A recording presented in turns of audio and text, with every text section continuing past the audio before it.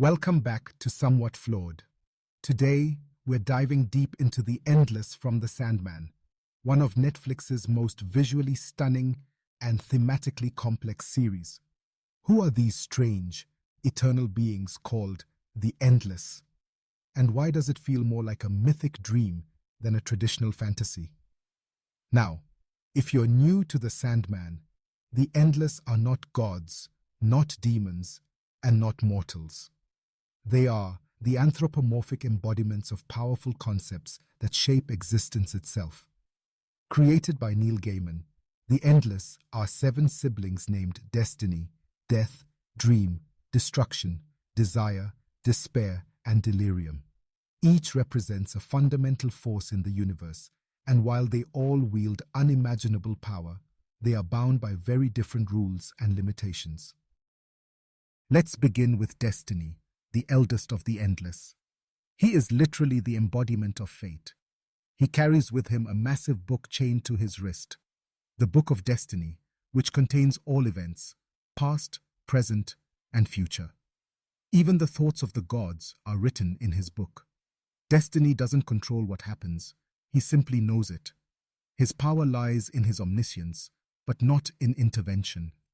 He is bound by the script of the universe. In a way, Destiny is less a player and more the stage manager of existence. He's powerful, yes, but he does not act of his own free will. Then there's Death, and here's where it gets really interesting.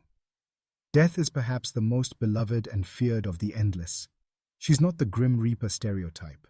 In Neil Gaiman's world, Death is gentle, wise, kind, even funny. But don't mistake her warmth for weakness.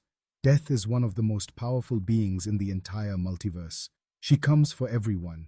Gods, mortals, demons, and even other Endless must eventually meet her. She is not just the end of life. She is the final authority. She can grant the very gift, or in her words, curse of immortality. Even Dream, her brother, once admitted that death will be the last one left when the universe ends. She's eternal beyond eternity. Now onto our main character, Dream, also called Morpheus or the Sandman. He rules the dreaming, the realm where all dreams, stories, and nightmares are born. His power is vast. He shapes dreams and controls the collective unconscious of every living being. No one is more powerful than him in his realm, as he controls the dreaming. In a metaphysical sense, Dream is responsible for imagination, hope, fear, and storytelling itself. But here's the catch. Dream is bound by rules. He's a creature of order and ritual. That's both his strength and his weakness.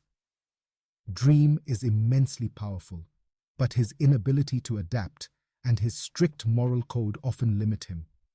He once remarked that his sister Death has more freedom and authority than he ever will. Then we have Destruction, the prodigal sibling who abandoned his post. As his name suggests, he represents chaos, collapse, and change, but not necessarily evil. Destruction didn't leave because he didn't care.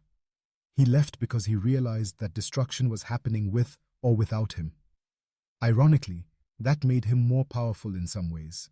He transcended his role. If we go by the comics, though, he is physically strong, intellectually vast, and emotionally wise. He could very well be among the most balanced of the Endless. Next is Desire, the master of longing, lust, ambition, and temptation.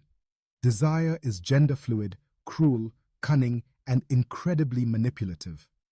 Desire doesn't rule a realm. They are their realm. They exist within the heart of every being, whispering impulses and cravings that lead to either ecstasy or ruin. But unlike Dream or Death, Desire doesn't operate on grand cosmic scale. Their power is more insidious. It's personal, emotional, primal. Desire is dangerous, but they aren't the most powerful. Their power depends entirely on the weakness of others. Paired with Desire is Despair, Desire's twin. She rules over hopelessness and anguish.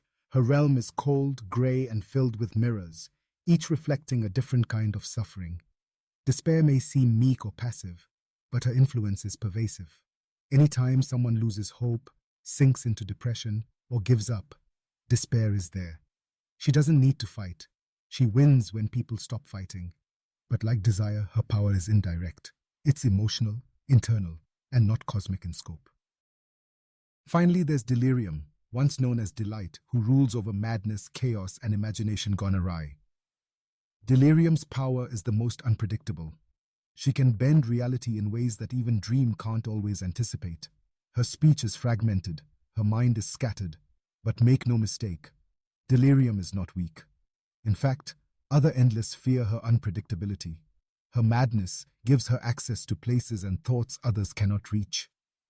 There are moments in the comics where even destiny seems uncertain of her, hinting that she may possess some hidden, chaotic potential even the book doesn't fully reveal.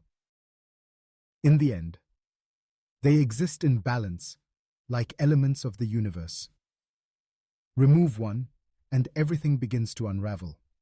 Together, they make up the full spectrum of existence: order, chaos, joy, fear, endings, and new beginnings. If you found this breakdown interesting, make sure to hit that like button, subscribe for more deep dives, and let us know in the comments, which Endless would you fear the most, and which one would you follow? Thanks for watching.